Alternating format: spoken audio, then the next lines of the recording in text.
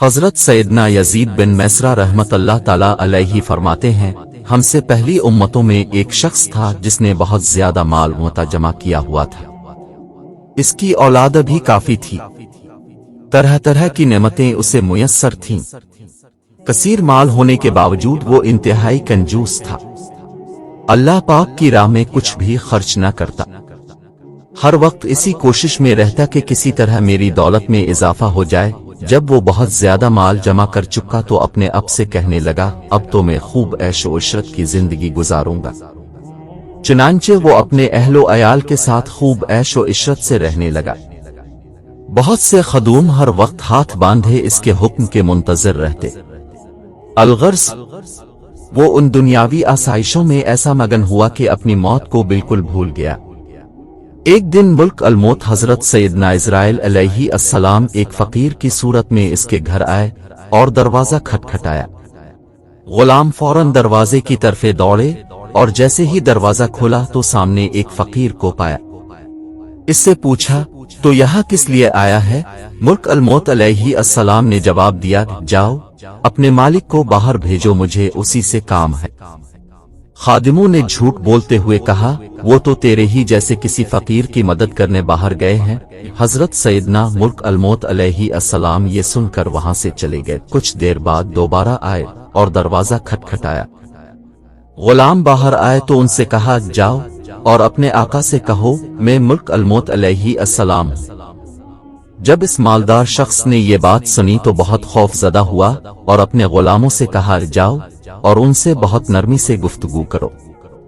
خدام باہر آئے اور حضرت سیدنا ملک الموت علیہ السلام سے کہنے لگے، اب ہمارے آقا کے بدلے کسی اور کی روح قبض کر لیں اور اسے چھوڑ دیں، اللہ پاک اب کو برکتیں عطا فرمائے۔ حضرت سیدنا ملک الموت علیہ السلام نے فرمایا، ایسا ہرگز نہیں ہو سکتا۔ پھر ملک الموت علیہ السلام اندر تشریف لے گئے اور اس مالدار شخص سے کہا، تجھے جو وصیت کرنی ہے کر لے، میں تیری روح قبض کیے بغیر یہاں سے نہیں جاؤں گا۔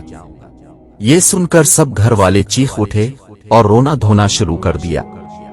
اس شخص نے اپنے گھر والوں اور غلاموں سے کہا، سونے چاندی سے بھرے ہوئے صندوق اور تابوت کھول دو اور میری تمام دولت میرے سامنے لے آؤ۔ فورائے حکم کی تعمیل ہوئی اور سارا خزانہ اس کے قدموں میں ڈھیر کر دیا گیا۔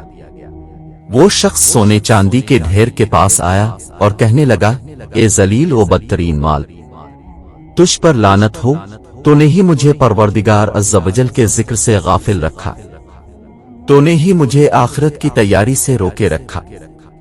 یہ سن کر وہ مال اس سے کہنے لگا، تو مجھے ملامت نہ کر، کیا تو وہی نہیں کہ دنیداروں کی نظروں میں حقیر تھا؟ میں نے تیری عزت بڑھائی، میری ہی وجہ سے تیری رسائی بادشاہوں کے دربار تک ہوئی، ورنہ غریب و نیک لوگ تو وہاں تک پہنچ ہی نہیں سکتے۔